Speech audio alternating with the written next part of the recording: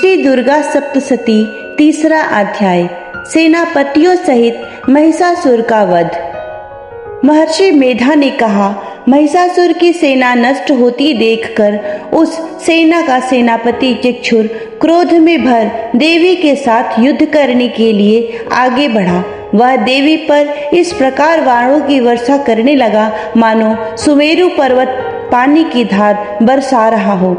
इस प्रकार देवी ने अपने बाणों से उसके बाणों को काट डाला तथा उसके घोड़ों व सारथी को मार दिया। साथ ही उसके धनुष और उसकी अत्यंत ऊंची ध्वजा को भी काटकर नीचे गिरा दिया। उसका धनुष कट जाने के पश्चात उसके शरीर के अंगों को भी अपने बाणों से बींध दिया। धनुष, घोड़ों और सारथी के नष्ट हो जाने पर वह असुर ढाल और तलवार लेकर देवी की तरफ आया। उसने अपना तीक्ष्ण धार वाली तलवार से देवी के सिंह के मस्तक पर प्रहार किया और बड़े वेग से देवी की बाईं भुजा पर वार किया, किंतु देवी की बाईं भुजा को छूते ही उस दैत्य की तलवार टूटकर 2 टुकड़ों में बट गई। इससे दैत्य ने क्रोध में भरकर शूल हाथ में लिया और उसे भद्रकाली देवी की ओर फेंका। देवी की ओर आता हुआ वह शूल आकाश से गिरते हुए सूर्य के समान प्रज्वलित हो उठा। उस शूल को अपनी ओर आते हुए देखकर देवी ने भी शूल छोड़ा और महाअसुर के शूल के 100 टुकड़े कर दिए और साथ ही महाअसुर के प्राण भी हर लिए। चिक्षुर के मरने पर देवताओं को दुख देने वाला चामर नामक दैत्य हाथी पर सवार होकर देवी से लड़ने के लिए आया और उसने आने के साथ ही शक्ति से प्रहार किया, किंतु देवी ने अपनी हुंकार से ही उसे तोड़कर पृथ्वी पर डाल दिया। शक्ति को टूटा हुआ देखकर दैत्य ने क्रोध से लाल होकर शूल को चलाया, किंतु देवी ने उसको भी काट दिया। इतने में देवी का सिंह उछलकर हाथी के मस्तक पर सवार हो गया और दैत्य के साथ बहुत ही तीव्र युद्ध करने लगा। फिर वह दोनों लड़ते हुए हाथी पर से पृथ्वी पर आ गिरे और दोनों बड़े क्रोध से लड़ने लगे। फिर सिंह बड़े जोर से आकाश की ओर उछला और जब पृथ्वी की ओर आया तो अपने पंजे से चामर का सिर धड़ से अलग कर दिया।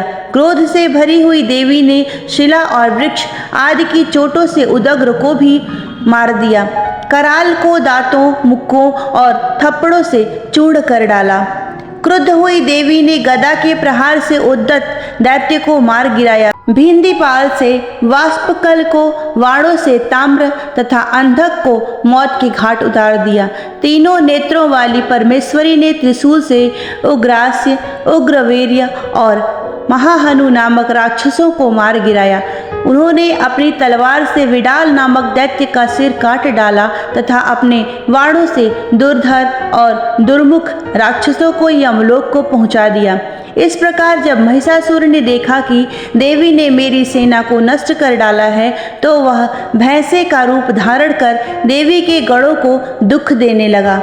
उन गढ़ों में कितने को उसने अपने मुख के प्रहारों से, कितनों को खुरों से, कितनों को पूंछ से और कितनों को सिंहों से, बहुत को दौड़ाने के वेग से, अनेकों को सिंहनाद से, कितनों को चक्कर देकर और कितनों को श्वास वायु के झोंकों से पृथ्वी पर गिरा दिया।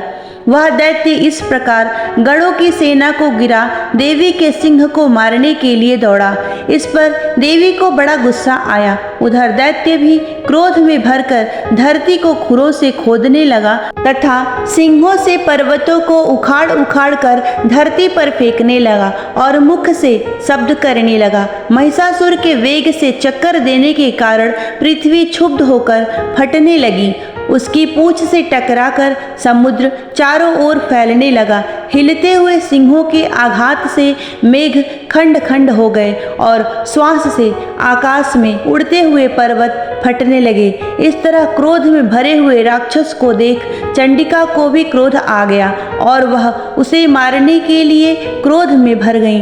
देवी ने पास फेंककर दैत्य को बांध लिया और उसने बंध जाने पर दैत्य का रूप त्याग दिया और सिंह का रूप बना लिया और ज्यों ही देवी उसका सिर काटने के लिए तैयार हुई, उसने पुरुष का रूप बना लिया।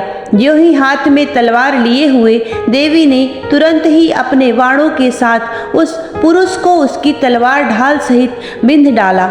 इसके पश्चात वह हाथी के रूप में दिखाई देने लगा और अपनी लंबी सूंड से देवी के सिंह को चीरने लगा और गर्जने लगा। देवी ने अपनी तलवार से उसकी सूंड काट डाली। तब राक्षस ने एक बार फिर भैंसे का रूप धारण कर लिया और पहले की तरह चर अचर जीवों सहित समस्त त्रिलोकी को व्याकुल करने लगा। इसके पश्चात क्रोध में भरी हुई देवी बारंबार उत्तम मधु का पान करने लगी और लाल लाल नेत्र करके हंसने लगी। उधर बलवीर्य तथा मद से क्रुद्ध हुआ दैत्य भी गरजने लगा। अपने सिंहों से देवी पर पर्वतों को फेंकने लगा।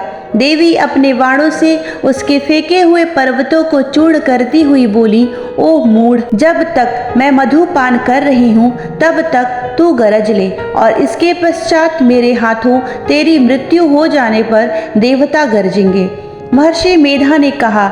यूं कहकर देवी उछलकर उस दैत्य पर जा चढ़ी और उसको अपने पैर से दबाकर शूल से उसके गले पर आघात किया। देवी के पैर से दबने पर भी दैत्य अपने दूसरे रूप से अपने मुख से बाहर आने लगा। अभी वह आधा ही बाहर निकला था कि देवी ने अपने प्रभाव से उसे रोक दिया और जब वह आधा निकला हुआ ही दैत्य युद्ध करने लगा तो देवी ने अपने तलवार से उसका सिर काट डाला। इसके पश्चात सारी सेना हाहाकार करती हुई वहां से भाग खड़ी हुई और सब देवता अत्यंत प्रसन्न हुए तथा ऋषियों महर्षियों सहित देवी की स्तुति करने लगे। गंधर्वराज गान करने लगे और अप्सराएं नृत्य करने लगे। इस प्रकार श्री मार्कंडेय पुराण में सांवर्णिक मनवंतर की कथा के अंतर्गत देवी महात्म्य में महिषासुर वध नामक तीसरा अध्याय संपूर्ण हुआ। जय मां अम्बे।